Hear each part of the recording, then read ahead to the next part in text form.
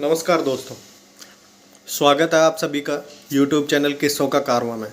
मैं आपका दोस्त आनंद आज लेकर आया हूं आपके लिए शेखावाटी के इतिहास की एक और कड़ी। पिछले अध्याय में अपन ने सुना कि राजा रायसल के सबसे छोटे बेटे गिरधर दास को खंडेला का राजा बनाया गया और राजा रायसल की मौत के विषय में भी कुछ इतिहासकारों के बीच में सम्मति है नहीं। कुछ इतिहासकार उनका विक्रमी 1674 में बताते हैं देहावसान, और कुछ इतिहासकार 1678 में बताते हैं। लेकिन उनके बाद जो राजा बने वो राजा गिरधर दास कैसे बने, इसके विषय में कुछ चर्चा करते हैं।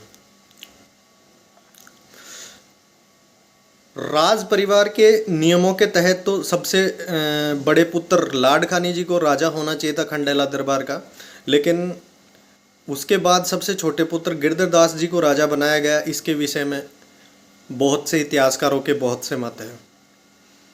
इसके बारे में कहा गया है कि लाड खान जी जब जवान हुए तो युवावस्था में पहुंचते ही वो अपने जी हुजूरी सेवकों और अपने दोस्तों के साथ नशे की लत में गिर चुके थे और भांग, अफीम, चरस इनके नशे करते थे और भगवान की भक्ति में लीन रहते थे। इसकी वजह से हो सकता है कि राजा रायसल जी को लगा हो कि अपने पुत्रों में से कामयाब पुत्र कौन है जो अपने शासन को आगे तक ले जा सकता है। इसी दरमियान अमरचंपू के युद्ध के अंदर उनके सबसे छोटे पुत्र राजा गिरधर ने हरावल के अंदर युद्ध किया। हरावल बोले तो युद्ध की अग्रम पंक्ति में, और उस युद्ध के अंदर उनके शौर्य के प्रदर्शन को देखते हुए हो सकता है राजा रायसल ने वहीं पे निश्चित कर लिया हो कि अपना जो आने वाला उत्तराधिकारी रहेगा वो राजा गिरधर ही बनेंगे। उस समय तक राजा गिरधर को बादशाह जहांगीर के काल में 800 जात और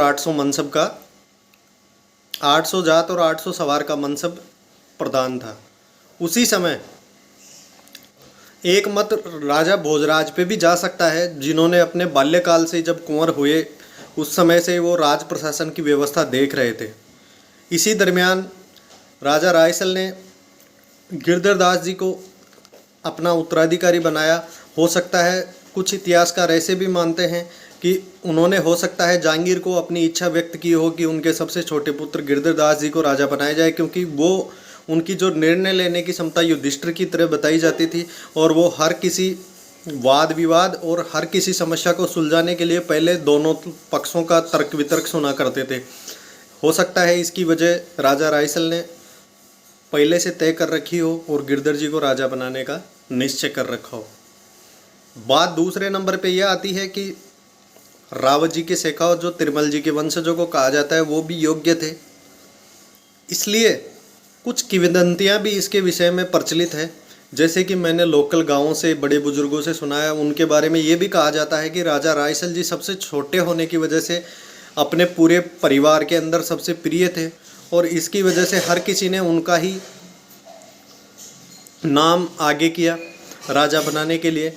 जैसे कि दरबार के अंदर मंत्री, सलाहकार, नाई, ब्राह्मण इत्यादि लोग वहाँ निवास करते हैं, अपनी सलाह मशविरा करते हैं। उसके अंदर हो सकता है गिरधर जी की सेवा परायणता को देख करके राजा बनाया गया हो, लेकिन एन केन प्रकारेण जैसे तैसे करके राजा गिरधर दास जी को खंडेला का राजा बनाया गया और राजा भी वाकई वो एक अच्छा राजा साबित हुए। उन्होंने कई सारे अभियान ऐसे किए थे जिसके अंदर उन्होंने विजय प्राप्त की।